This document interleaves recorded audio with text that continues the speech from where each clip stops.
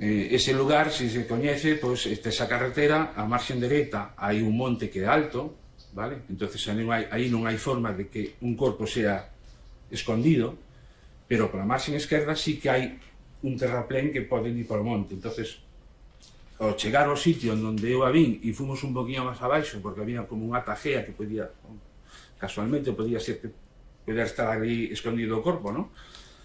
Pero non há lugar porque era unha tajea moi pequena, entonces volvimos os dous pola marxen esquerda, xa os dous alumbrando, é dicir, pola marxen esquerda baixando, é dicir, subindo pola marxen dereita, non?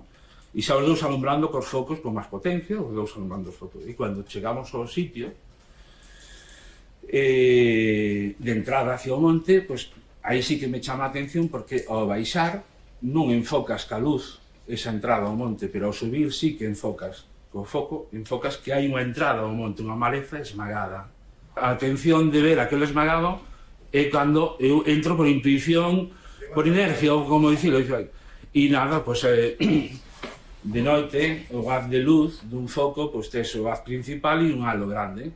Bueno, pois vas mirando o haz principal, pero xa polo rebie do ollo o halo de luz xa me alumbra un esmagado e os pés dun corpo. Entonces, cando alumbro, xa vexo unha muller morta e eu mirei para ela, pois, 4 ou 5 segundos escasamente para saber que era unha muller.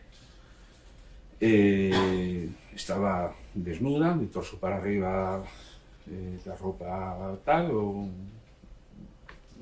pantalón baixado e con unhas manchas de sangre pola parte esquerda, que, como lle dixen no cuartel de Guardia Civil, non fun capaz, porque non mirei para ela, de si era unha ferida de arma blanca ou si era unha lesión do tempo que estuve ali de noite, que foron a Limaña a hurgar no corpo, non.